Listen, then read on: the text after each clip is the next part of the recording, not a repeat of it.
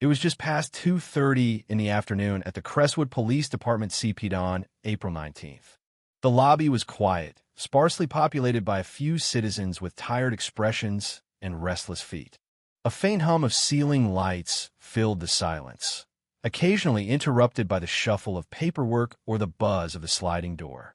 Most people were waiting quietly, scrolling on phones, glancing up impatiently each time the receptionist moved. At the front counter, standing tall despite his age, was an elderly black man. His name was Harold Whitmore, 70 years old. His back was straight, a reflection of a life lived with resilience and dignity. Though time had painted his hair silver and carved lines into his face, his presence was steady and composed.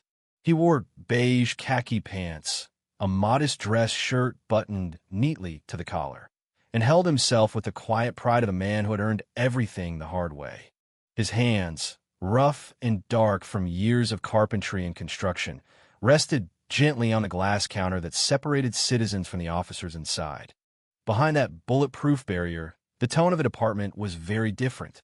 Officer Dennis McAllister, a white man in his late 50s, sat with his boots crossed on the edge of the desk.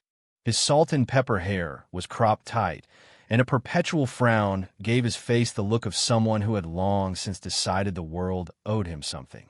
He flipped lazily through a sports magazine, clearly more invested in the scores than the elderly man standing mere feet from him.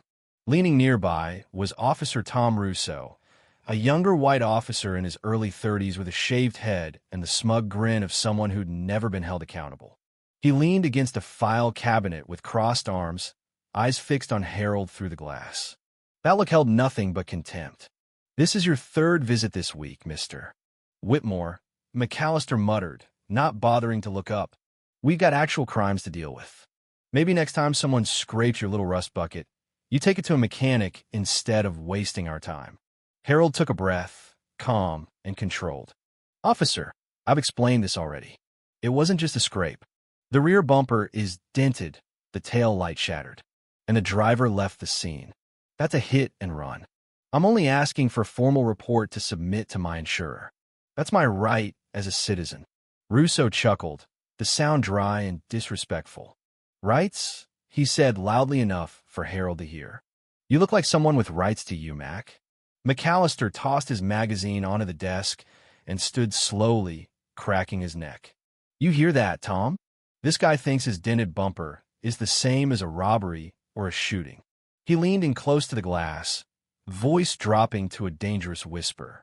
"You better get out of here before we arrest you for being a damn nuisance." But Harold Whitmore didn't flinch. His patience, forged through decades of hard labor and discrimination, remained intact. He looked McAllister straight in the eyes. "I'm not leaving until I file the report I'm entitled to. You're refusing your duty. That's not just irresponsible, it's illegal." That remark struck like a slap. McAllister's face darkened. "You dare tell me how to do my job?" he barked. "Tom, open the door." Russo's eyes lit up as he pressed the button on the wall. The steel door clicked and creaked open. McAllister stormed out. "Hands on your head, old man. You're under arrest for disturbing the peace." "What?" Harold gasped, stepping back in disbelief.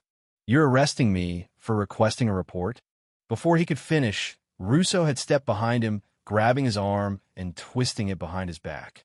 Harold cried out in pain. The other arm followed. Cold, metallic handcuffs clicked shut.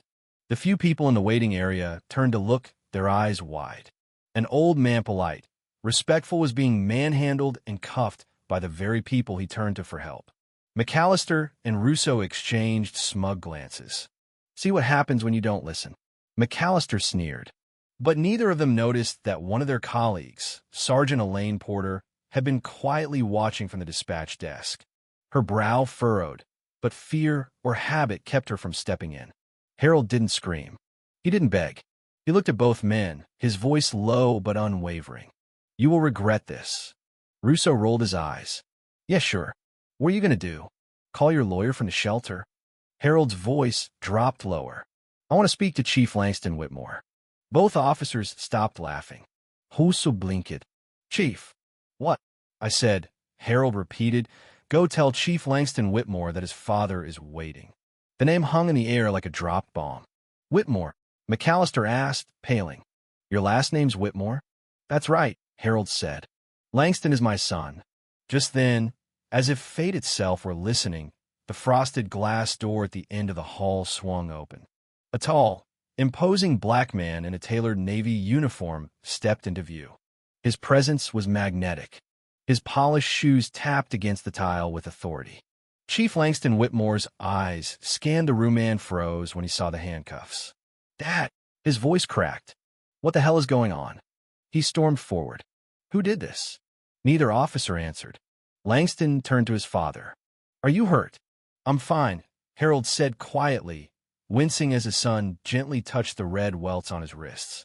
Langston turned to his officers, voice ice cold. Who put cuffs on my father? McAllister stepped forward hesitantly. Sir, he was causing a disturbance. Langston exploded. You arrested a 70-year-old man filing a report about a hit and run? You two think this is how we serve the public? He didn't wait for a reply. Remove the cuffs. Now. Russo scrambled to obey, dropping the keys once, then fumbling them into the lock.